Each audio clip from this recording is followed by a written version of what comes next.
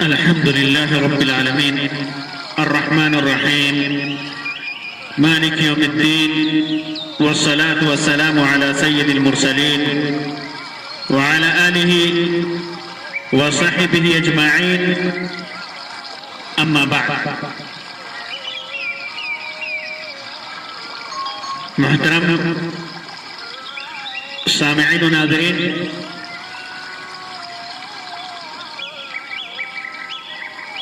آج کی اس مجلس میں ایک بہت ہی بہترین دعا کے سلسلے میں بتاؤں گا، جس دعا کو اللہ کے رسول صلی اللہ علیہ وسلم نے اپنی امت کو سکھایا ہے. وہ دعا ایسی چیز سے بچنے کے لیے سکھائی گئی ہے جو انسان کو دین سے خارج کر دیتی ہے، اور وہ چیز ہے شرک. آدمی عمل کرتا ہے، بسا اوقات جان بوجھ کر اس کے اندر غلطی کرتا ہے، اور بسا اوقات انجانے میں اس سے وہ غلطی ہو جاتی ہے. شرک کے بعض قسمیں ایسی بھی ہیں کہ انجانے میں انسان سے سرزد ہو جاتی ہے. تو دونوں طرح کے گناہ، جانے اور انجانے، دونوں سے اللہ کے رسول صلی اللہ علیہ وسلم نے پناہ اور مغفرت کی دعا سکھائی ہے. روایت ہے امام بخاری کی الادب المفرد کتاب ہے صحیح بخاری کے علاوہ، اور اس میں امام بخاری نے ذکر کیا ہے، اسی طرح امام مقدسی نے اور امام ابن سنی نے اور حکیم ترمذی نے، ابو یعلا نے اس روایت کو ذکر کیا ہے. علامہ البانی اور دیگر محدثین نے اس روایت کو صحیح قرار دیا ہے، اس کی سند کو صحیح قرار دیا ہے. وہ روایت معقل ابن یسار رضی اللہ تعالیٰ عنہ کی ہے. فرماتے ہیں کہ میں ابو بکر رضی اللہ تعالیٰ عنہ کے ساتھ نبی اکرم صلی اللہ علیہ وسلم کے پاس گیا، تو اللہ کے رسول صلی اللہ علیہ وسلم نے ابو بکر رضی اللہ تعالیٰ عنہ سے مخاطب ہو کر فرمایا، یا ابا بکر، اے ابو بکر، لَشِرْكُ فِيكُمْ أَخْفَى مِنْ دَبِيبِ النَّمْلِ. شرک تمہارے اندر چیونٹی کی چال سے بھی زیادہ ہلکی چال والا ہے. یعنی شرک تمہارے اندر ایسے آتا ہے جیسے چیونٹی کی چال اتنی ہلکی ہوتی ہے کہ آدمی کے سامنے اس کی آواز نہیں آتی، آدمی اس آواز کو نہیں سن پاتا، اس کو محسوس نہیں کر پاتا، چیونٹی کی چال اتنی ہلکی ہوتی ہے. تو شرک بھی چیونٹی کے اس چال سے بھی زیادہ ہلکے انداز میں تمہارے اندر آتا ہے. اخفا، اس سے بھی زیادہ خفیف، اس سے بھی زیادہ ہلکا. جب اللہ کے رسول صلی اللہ علیہ وسلم نے یہ بات بتائی تو ابو بکر رضی اللہ تعالیٰ عنہ نے کہا، وَحَلِ الشِّرْكُ إِلَّا مَنْ جَعَلَ مَعَ اللَّهِ إِلَٰهًا آخَرَ. کہ شرک تو یہ ہے کہ آدمی اللہ تبارک و تعالیٰ کی عبادت کے علاوہ یا اللہ کی عبادت کے ساتھ کسی غیر کی عبادت کرے. اللہ تبارک و تعالیٰ کی عبادت کے ساتھ اللہ کو معبود بنانے کے ساتھ کسی اور کو معبود بنائے، اللہ کی عبادت کے ساتھ کسی اور کی عبادت کرے، غیر کی عبادت کرے، تو کیا یہ شرک نہیں ہے؟ ابو بکر رضی اللہ تعالیٰ عنہ نے یہ سوال کیا تو اللہ کے رسول صلی اللہ علیہ وسلم نے فرمایا والذی نفسی بیدہ، اس ذات کی قسم جس کے ہاتھ میں میری جان ہے، لشرک اخفی من دبیب النمل، کہ شرک چیونٹی کی چال سے بھی زیادہ ہلکی چال والا ہے۔ یہ اللہ کے رسول صلی اللہ علیہ وسلم نے اللہ کی قسم کھا کر کے فرمائی۔ اس روایت میں لشرک فیکم اخفی من دبیب النمل، اس سے یہ پتہ چلتا ہے کہ انسان ایمان سے نکل جاتا ہے بسا اوقات کفر کے ذریعے، یا کفر کے اندر داخل ہو جاتا ہے یا شرک کے اندر داخل ہو جاتا ہے اور اسے احساس بھی نہیں ہوتا۔ انسان بسا اوقات ایسے عمل کا ارتکاب کرتا ہے کہ اس عمل کی وجہ سے وہ کافر ہو جاتا ہے اور یا مشرک ہو جاتا ہے، لیکن اسے احساس تک نہیں ہوتا۔ یہ روایت واضح طور پر بتا رہی ہے۔ بہت سارے لوگ کہتے ہیں نا کہ ایمان لانے کے بعد، مسلمان ہونے کے بعد آدمی شرک کر ہی نہیں سکتا۔ یہ غلط تعویل ہے۔ وہ اپنے شرک کو، اپنے خرافات کو، اپنی گمراہیوں کو جواز دینے کے لیے اور ان گمراہیوں کے لیے، شرکیات کے لیے جواز پیدا کرنے کے لیے یہ استدلال کرتے ہیں، ایسی باتیں کرتے ہیں، ورنہ حقیقت یہ ہے کہ آدمی بسا اوقات اسے احساس بھی نہیں ہوتا اور وہ شرک یا کفر میں داخل ہو جاتا ہے۔ تو ابو بکر رضی اللہ تعالیٰ عنہ نے کہا کہ اللہ کے رسول صلی اللہ علیہ وسلم، یہ شرک تو یہ ہے کہ آدمی اللہ کے ساتھ کسی غیر کی عبادت کرے۔ اصل میں ابو بکر رضی اللہ تعالیٰ عنہ نے اپنی سمجھ کے مطابق یہ بات کہی۔ معلوم کیا ہوا کہ بہت ساری باتیں بڑے علماء سے بھی مخفی ہوتی ہیں۔ بہت ساری باتیں علماء بھی، بہت ساری چیزیں بڑے بڑے علماء اپنے حساب سے جو سمجھتے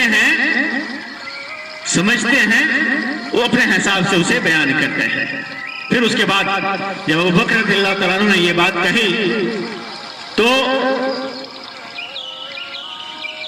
اللہ کے رسول صلی اللہ علیہ وسلم نے قسم کھائی، والذی نفسی بیدہ، یہ قسم اس بات کی دلیل ہے کہ اللہ کے رسول صلی اللہ علیہ وسلم نے اس شرک کے بھیانک پن کو واضح کیا ہے، اس شرک کے خطرناکی کو واضح کیا ہے۔ یہ شرک اس شرک کے بارے میں ہے جو انسان اپنی عبادتوں میں کرتا ہے اور اسے شرک خفی کہا جاتا ہے، یعنی ریاکاری، دکھاوا، نیک عمل میں دکھاوا اور ریاکاری، یہ مراد ہے۔ اس سے ریاکاری بھی شرک ہے، کیونکہ عمل میں آدمی جب شروع کرتا ہے عمل کو خالص، عبادت کو خالص، نیک اعمال کو خالص اللہ تبارک و تعالیٰ کے لیے کرنا چاہیے، لیکن آدمی اس کے اندر کسی کی خوشنودی، کسی کی رضامندی، کسی کی چاہت، کسی کی پسندیدگی اور دکھاوا اس میں شامل کر دیتا ہے اللہ تبارک و تعالیٰ کے اخلاص کے ساتھ۔ اسی وجہ سے اسے شرک کہا گیا، اور ایک ایسا شرک ہے یہ جو واضح نہیں ہوتا آدمی کے سامنے، خفیہ راستے سے، خفیہ طریقے سے، ہلکے انداز میں آدمی کے پاس یہ شرک چلا آتا ہے، گھس جاتا ہے اس کے عمل میں۔ اسی وجہ سے اخفی من دبیب النمل کہا، چیونٹی کی چال سے بھی باریک ہے، اسی وجہ سے اس کو خفی کہا گیا۔ شرک خفی ظاہر نہیں ہے، انسان کے نفس کے اندر یہ چیز چھپی ہوتی ہے، اور جو چیز انسان کے نفس کے اندر چھپی ہو اسے اللہ کے علاوہ کوئی نہیں جانتا۔ آدمی بندوں کے لیے ظاہر نہیں کرتا، اپنے دل میں چھپا کر کے رکھتا ہے، اور لوگ اس کو دیکھیں، پسند کریں، اس کی تعریف کریں، یہ چاہتا ہے، اور اس چاہت میں بجائے اس کے کہ وہ اللہ تبارک و تعالیٰ کے دیکھنے کا اعتبار کرے، اللہ کے ہاں قبولیت کا اعتبار کرے، اخلاص کا اعتبار کرے، وہ آدمی لوگوں کی خوشنودی کا اعتبار کرتا ہے، اور اس کے دل میں یہ بات چھپی ہوتی ہے، اسی وجہ سے اسے شرک خفی کہا گیا ہے۔ یہ ریاکاری ہے۔ تو اللہ کے رسول صلی اللہ علیہ وسلم نے کہا کہ یہ چیوٹی کے چال سے بھی زیادہ خفی ہے، باریک ہے، اور چھپی ہوئی چیز ہے۔ اچھا، اللہ کے رسول صلی اللہ علیہ وسلم نے یہ بتایا کہ بندہ اس شرک سے معمون نہیں ہے، محفوظ نہیں ہے، کیونکہ بہت زیادہ ہلکے انداز میں یہ شرک آتا ہے، اور یہ بات اللہ کے رسول صلی اللہ علیہ وسلم نے بیان کی کس کے لیے؟ کس کے سامنے؟ صحابہ اکرام رضی اللہ تعالیٰ عنہ کے سامنے، جن کا زمانہ خیر العصور اور خیر القرون کا زمانہ ہے، اور جو عبادت اور اخلاص میں ہم سے کئی گنا بڑھے ہوئے ہیں۔ شرک اور کفر کا تو ان سے تصور بھی کرنا محال ہوتا ہے، لیکن پھر بھی اللہ کا رسول صلی اللہ علیہ وسلم نے ان کے سامنے بیان کیا، تو ہم کس شمار و قطار میں ہیں، ہم کس شمار و قطار میں ہیں۔ اور ابو بکر رضی اللہ تعالیٰ عنہ نے اسی وجہ سے کہا کہ اہل الشرک الا من جعل مع اللہ الہ آخر، کیا شرک تو صرف یہ ہوتا ہے کہ اللہ تبارک و تعالیٰ کے ساتھ کسی کی عبادت کی جائے؟ تو ابو بکر رضی اللہ تعالیٰ عنہ کے سامنے شرک کا بڑا ہونا، بڑے گناہ میں سے ہونا یہ سامنے تھا ابو بکر رضی اللہ تعالیٰ عنہ کے سامنے، اور اس سے یہ بھی پتہ چلا کہ بعض مسائل بڑے علماء سے مخفی بھی ہوتے ہیں، بڑے علماء اپنے سمجھ کے حساب سے بیان کرتے ہیں۔ ابو بکر رضی اللہ تعالیٰ عنہ نے وہی سمجھا تھا، وہی بڑا شرک سمجھا تھا جو غیر اللہ کے ساتھ، غیر اللہ کو اللہ تبارک و تعالیٰ کے ساتھ عبادت میں شامل کیا جائے، اس کی ذات میں، اس کی صفات میں شامل کیا جائے۔ پھر اس کے بعد جب اس شرک کے بھیانک پن کو اللہ کے رسول صلی اللہ علیہ وسلم نے واضح کر دیا تو فرمایا الا ادلک علی شیء اذا فعلته ذهب عنك قلیلہ وکثیرہ۔ پھر اس کے بعد اللہ کے رسول صلی اللہ علیہ وسلم نے فرمایا کہ کیا میں تجھے ایسی دعا نہ سکھاؤں، ایسا وظیفہ نہ بتاؤں کہ اگر اس وظیفے کو کرو گے، اس دعا کو مانگو گے تو ذهب عنك قلیلہ وکثیرہ، تو اس کا تھوڑا، یعنی تھوڑا شرک کیا ہو یا زیادہ شرک کیا ہو، تھوڑا کیا ہو یا زیادہ، سب ختم ہو جائیں گے، سب ختم ہو جائیں گے۔ میں تجھے ایسی چیز نہ بتاؤں جو اس شرکیات سے تمہیں پاک کر دے، کیونکہ یہ عمل جب انسان کے عمل میں داخل ہو جاتا ہے، انسان کے دل میں داخل ہو جاتا ہے تو اعمال کو برباد کر دیتا ہے، اور جب آدمی اس عمل سے پناہ طلب کرے، مغفرت طلب کرے، تو پھر وہ چیز چاہے تھوڑی ہو یا زیادہ ہو، ریاکاری تھوڑی ہو یا زیادہ ہو، شرک خفی کم ہو یا زیادہ ہو، وہ اللہ تبارک و تعالیٰ ختم کر دیتا ہے، اس کا گناہ بھی نہیں ہوتا، اور اس سے آدمی بچتا بھی ہے اور بچنے کی کوشش بھی کرتا ہے۔ پھر اس کے بعد اللہ کے رسول صلی اللہ علیہ وسلم فرمایا قل، کہو اللہم انی اعوذ بکا، یہ دعا مانگو، اللہم انی اعوذ بکا، اے اللہ میں تم سے پناہ طلب کرتا ہوں، تمہاری پناہ طلب کرتا ہوں، کس چیز سے؟ ان اشرک بک وانا اعلم، جانتے بوجھتے میں تیرے ساتھ شرک کرنے سے تیری پناہ طلب کرتا ہوں، پناہ چاہتا ہوں، تیری پناہ میں آتا ہوں۔ وَأَنَا عَالَمْ، میں جانتے پوچھتے بھی اگر ایسا کرتا ہوں تو تیری پناہ چاہتا ہوں، یعنی اے اللہ تو مجھے اس شرک سے بچا، اس ریاکاری سے بچا، اس گناہ سے بچا۔ وَأَسْتَغْفِرُكَ، اور میں تیری مغفرت چاہتا ہوں، لِمَا لَا أَعْلَمْ، جو انجانے میں ہو گیا ہے،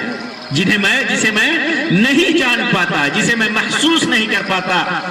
انجانے میں اگر وہ شرک آ گیا ہے میرے اندر، انجانے میں وہ شرک آ گیا ہے، ریاکاری آ گئی ہے، تو تو بخشنے والا ہے، تو اسے بخش دے گا. میں تیری مغفرت چاہتا ہوں, تیری بخشش چاہتا ہوں اس گناہ سے, اس شرک سے اور اس ریاکاری سے. شرک ہے ہی اتنا بڑا گناہ کہ ہمیشہ آدمی کو اس چیز کو سامنے رکھنا چاہیے کہ شرک اتنا بڑا گناہ ہے, اس سے آدمی ہمیشہ بچے اور اللہ تبارک و تعالیٰ کی پناہ طلب کرے. شرک اتنا بڑا گناہ ہے. اللہ تبارک و تعالیٰ نے فرمایا,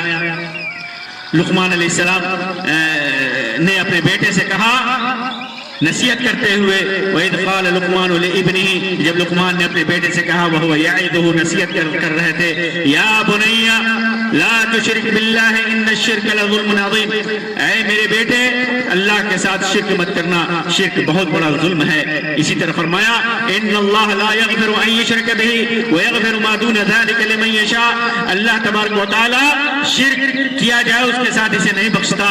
لیکن اس کے علاوہ جتنے بھی گناہ ہیں جس کے لیے چاہے اللہ تبارک و تعالی بخش دے. تو شرک اتنا بڑا گناہ ہے,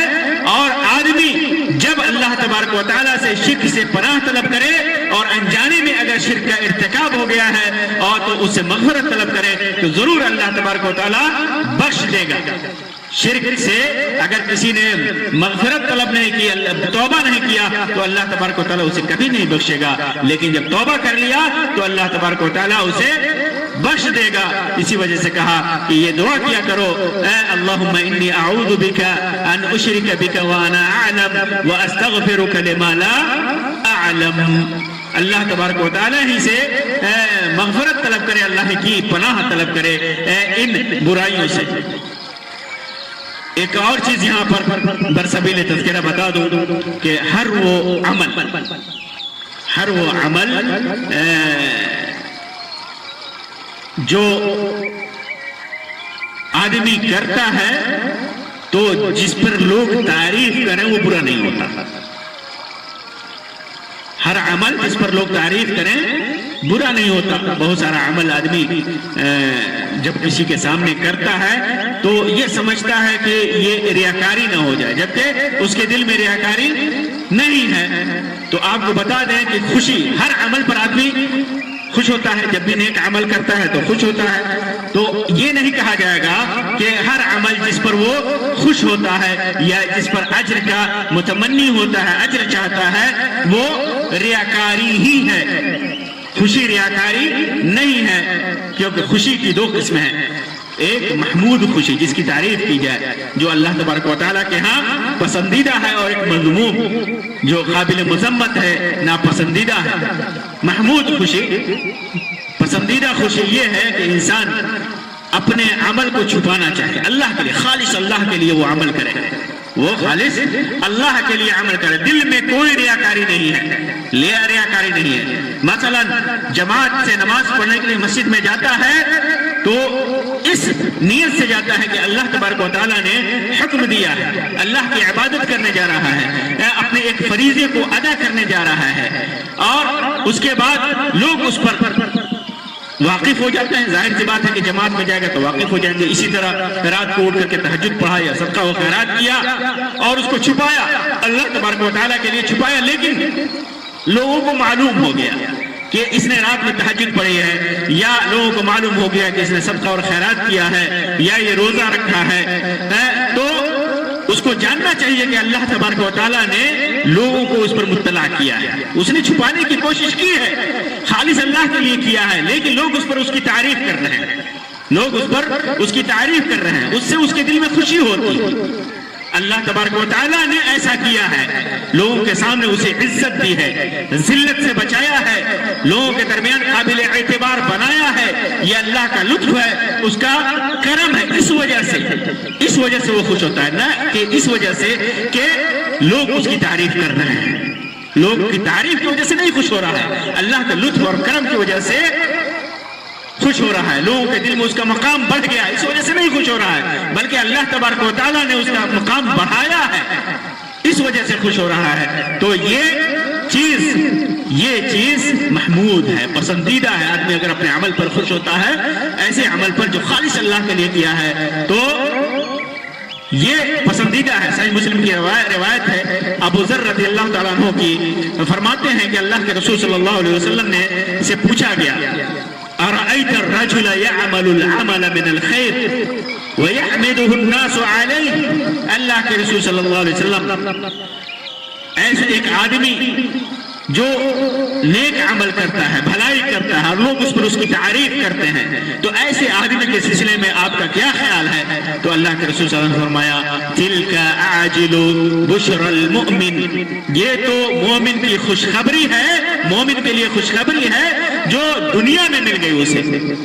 اسے بہت پہلے مل گئی، یہ مومن کے لیے ایسی خوشخبری، آخرت کی خوشخبری تو اپنی جگہ پر ہے، یہ دنیاوی خوشخبری ہے جو ایک مومن کو ملی ہے، تو یہ اس پر خوش ہونا اور لوگ اس پر تعریف کریں، جبکہ ہم نے یا اس آدمی نے یہ عمل خالص اللہ کے لیے کیا ہے، تو یہ خوشی کا سبب ہے، یہ محمود ہے، پسندیدہ ہے۔ لیکن وہی عمل آدمی دکھاوے کے لیے کرے، لوگ اس پر واقف ہو جائیں، لوگ جان جائیں اور اس سے خوشی ہو، اس کا مقام و مرتبہ لوگوں میں بڑھ جائے، کوئی مقام پالے، کوئی مرتبہ پالے، کوئی وظیفہ پالے، کوئی عطیہ پالے، کوئی ہدیہ پالے، لوگ اس کی تعریف کریں، اپنا سردار بنا لیں، جب اس مقصد سے کرے گا تو پھر ھذا مذموم، تو یہ تعریف، یہ خوشی، یہ مذموم ہے، اور یہی اگر عبادت میں ہے، نیک عمل میں ہے، تو یہی شرک خفی ہے، یہی شرک ہے جس سے پناہ طلب کرنے کے لیے اللہ تبارک و تعالی، اللہ کے رسول صلی اللہ علیہ وسلم نے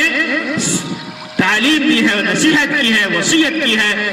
اور کہا ہے کہ یہ دعا کرو، اور اگر انجانے میں ہو گیا ہے تو اس سے مغفرت طلب کرنے کی تعلیم دی ہے، اور کہا کہ یہ دعا کیا کرو، اللہم انی اعوذ بک ان اشرک بک وانا اعلم واستغفرک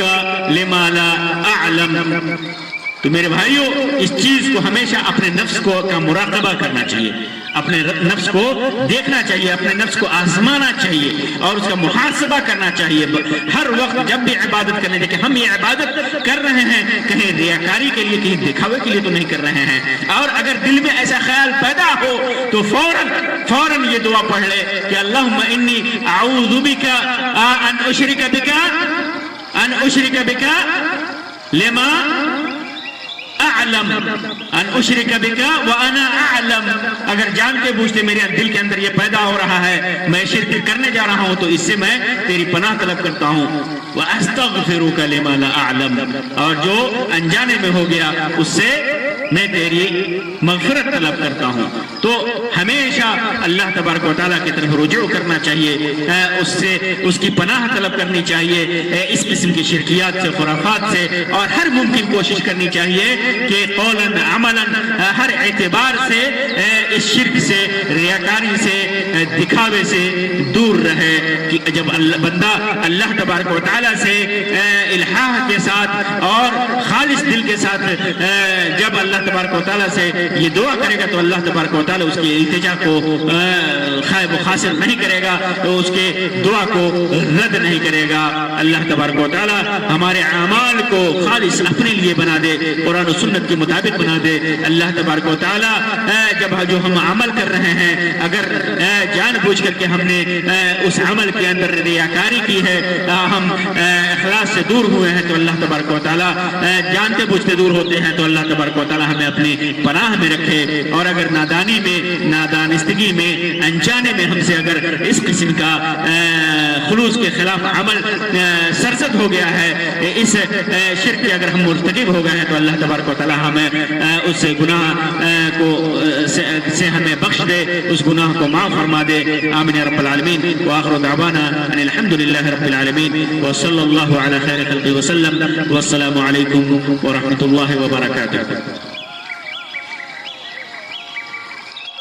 الحمدللہ۔